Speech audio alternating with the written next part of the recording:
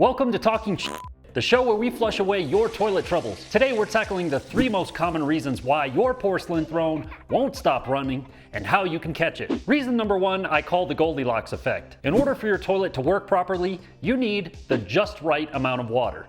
If your tank is filled with too much water, it's like my bladder when I step foot inside a Home Depot. I can't hold it in. The excess water in the tank spills over into the overflow tube and the toilet keeps on running. So what's the fix? Well, it's really simple. Most fill valve float assemblies can be adjusted with either a screwdriver or by hand. By twisting the threaded rod on the side, it'll move it up or down and determine where the water shutoff point is. So if your tank is getting too much water in it and it's overflowing into the overflow pipe, then you want to adjust it so that the float is lower so that it kicks off sooner before the water gets too high.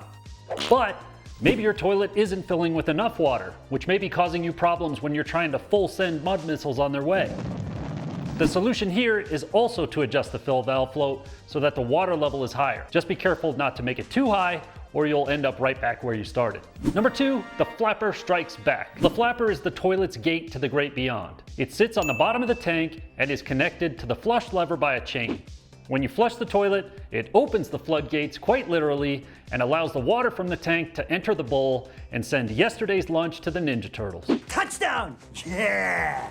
If the flapper is damaged, worn, or occasionally dirty from elements in the water, it can cause the toilet to run continuously. But don't worry, this is a super easy fix. Just remove the old flapper and replace it with a new one. Now the things to make sure you're aware of when buying a replacement are that you match the mounting style and the size of the existing flapper. Many claim to be universal, but that doesn't mean that they'll match in the universe that you're living in.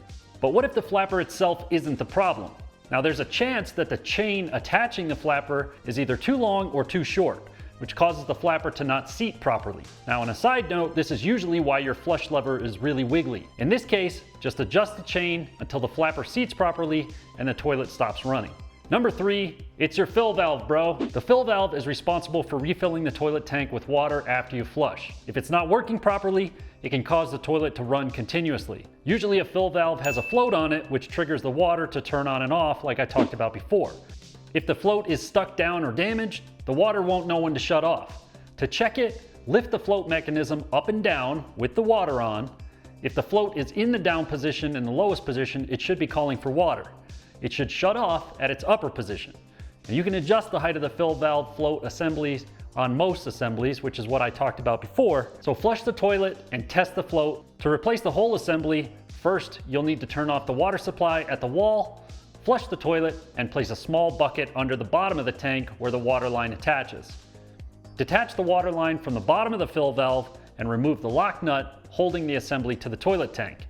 Now you might need a pair of channel locks to do one of or both of these steps. Catch any residual water that falls out of the water line or the tank with the bucket. From there, disconnect any flexible hoses coming off the fill valve from inside the tank and lift out the fill valve assembly.